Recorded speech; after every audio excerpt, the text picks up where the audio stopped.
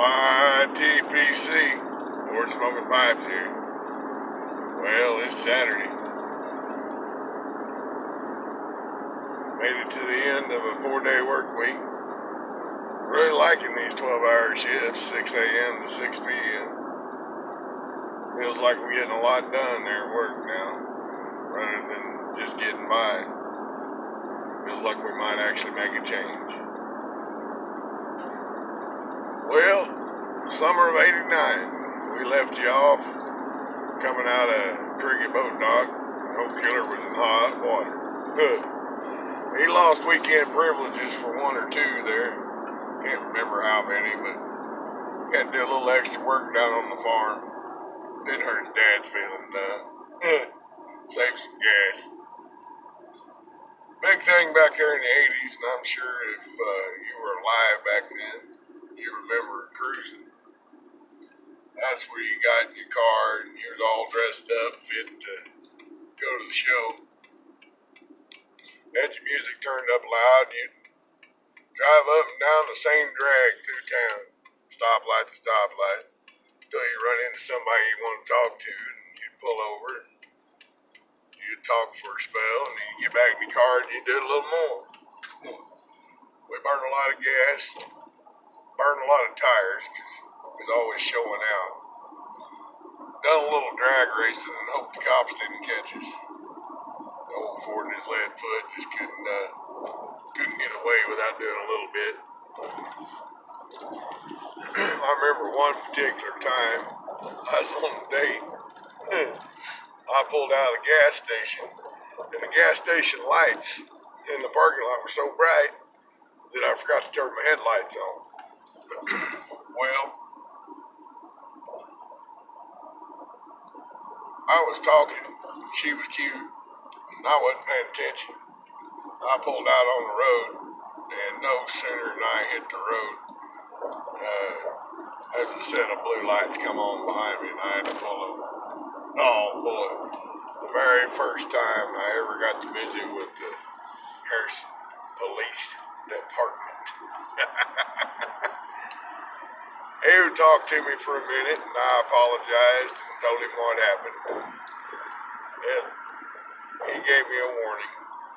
And bigger than that, I think he knew my dad, because my dad knew about it before I said anything.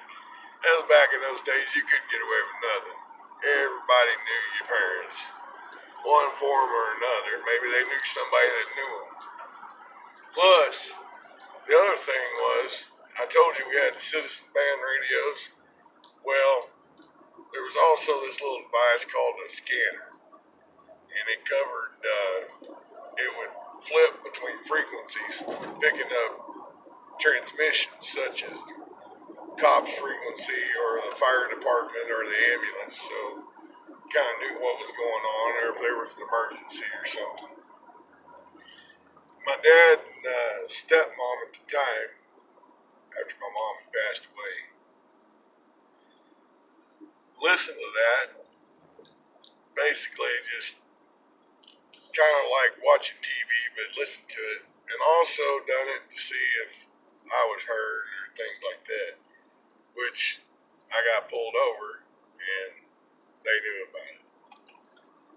Plus, I think they got a phone call because somebody that they knew me and heard it. And, well, you couldn't get away with anything. Everybody knew you, and they'd tell your parents, keep you in line. You know how they said it took a community to raise them. But anyway,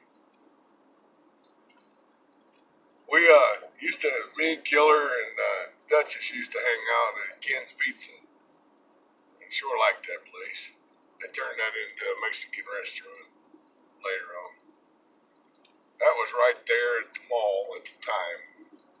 That was right there where 62 to 65 split. You could go around the bypass, around town, or you could go right through the middle of the old town.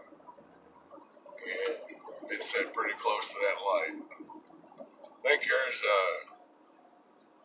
actually, if you go into Harrison now, you'll see a gas station, I think, is, well, probably closed gas station by now. But Taco Bell is across the road from it, kind of catty corner. Kind of give you an idea if you ever made it through that town where I was talking about. But we'd hang out there, and there's actually another story there too, if y'all remind me later about when Dutchess turned 16. That happened the year after. I believe the year after 89. I don't know. Maybe it was late summer of 89. Might have been 90. Anyway, good story there. We'll get back to that one. Anyway, we was talking about swimming. Dutchess had this little swimming hole down there near Dogpatch. And now this little hole was actually the headwaters of the Buffalo River. I'm sure some of you have heard of that because it's a big canoe spot and kayaking when the water's high and one of those attractions to the North Arkansas. Not bad fishing there either if you like it. Anyway, you go down to this swimming hole and there's this spring. Now the spring dropped, I'd say 20 or 30 feet out of the bluff down into the swimming hole, so it's like a waterfall. And cold boil, boy, it would chill you to the bone if you stayed there too long.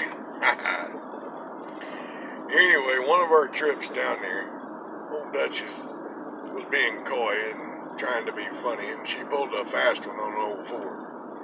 And I looked over at Killer and I go, "Killer, can I?" And he looked back at me and he looked over at her and he smiled real big and he goes, "I don't see why not." So I commenced picking her up like a sack of potatoes. Flipped her up over my shoulder. She had started to run, but I'd caught her. And she hadn't went in yet, so she was unconditioned to the water. I carried her across the swimming hole, pretty much up out of the water, and right under that waterfall from that spring. We had like 45, 50-degree water falling straight out, and that was what acclimated her. That's like getting hit with a cold water hose when you're on a 100-degree day. That kind of stings. She commenced to fussing, putting up a struggle, and acted like it just upset her, putting on a show. And she's laughing the whole time. "Put me down." I did, right in the middle of that spring. Yeah, it was one heck of a summer. I think we made a couple trips to that swimming hole. I didn't ever make it back there after that. I often wonder if I can remember how to get there. Probably not. Anyway, well, my Missouri legend's full of Carter Hall. Sometimes the simplest things are the best. I'm going to relight it and finish it out. I sure hope that you've had a good Saturday. YTBC. Be safe. Look forward to seeing you now.